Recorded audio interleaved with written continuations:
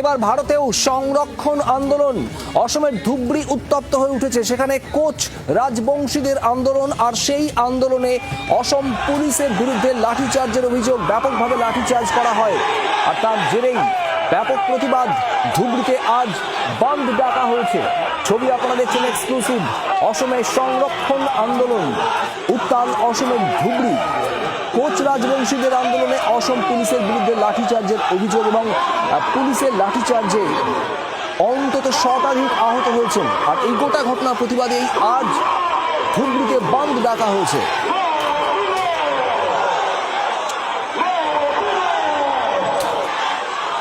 এবার কি ভারতেও সংরক্ষণ আন্দোলন জোরদার? ছবি আপনারা দেখছেন অসমের এক্সক্লুসিভ ছবি। দেবজ্যোতি কাহালি আমাদের প্রতিনিধি রয়েছেন আমাদের সঙ্গে। দেবজ্যোতি, ঠিক কি খবর পাচ্ছ? কোচ রাজবংশীদের আন্দোলন ছিল, সেখানে লাঠিচার্জ করা হয়।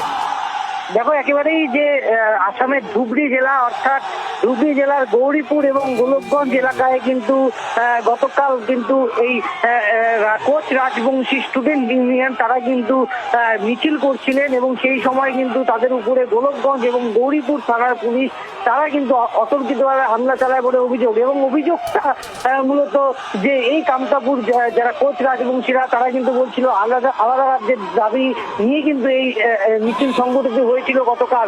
এবং তারপরে সেখানে কিন্তু ধুমধুমার পরিস্থিতি তৈরি হয় পুলিশের সঙ্গে কিন্তু এই কোচ রাজবংশী ছাত্র সংগঠনের, এবং তারপরেই কিন্তু এলাকায় উত্তেজনা সৃষ্টি হয়। এবং প্রায় 100 জনের মতন এই কোচ কামতাপুর যারা ছাত্র সংগঠনের যারা বিক্ষোভকারীরা ছিলেন তারা কিন্তু আহত হয়েছেন। ইতিমধ্যে তারা কিন্তু বিভিন্ন হাসপাতালে আসামের ভর্তি রয়েছেন। এবং গতকাল রাতেই কিন্তু এই ধুবড়ি জেলা, অর্থাৎ আসামের যে ধুবড়ি জেলা, অর্থাৎ বাংলা এবং আসাম সীমান্তের, অর্থাৎ কোচবিহার এবং আসাম সীমান্তের যে ধুবড়ি জেলা, সেই ধুবড়ি জেলায় কিন্তু সেখানে কিন্তু 12 ঘন্টার বন্ধ ডাকা হয়েছিল গতকাল রাত্রেই। এবং সকাল থেকে যেটা দেখা যাচ্ছিল যে আসামে কিন্তু কোনো বাংলার থেকে গাড়ি যাচ্ছিল না, অর্থাৎ আসাম বাংলা সীমান্ত দিকে গড়ায় সেদিকে নজর থাকবে। দেবজ্যোতি, ধন্যবাদ তোমায়।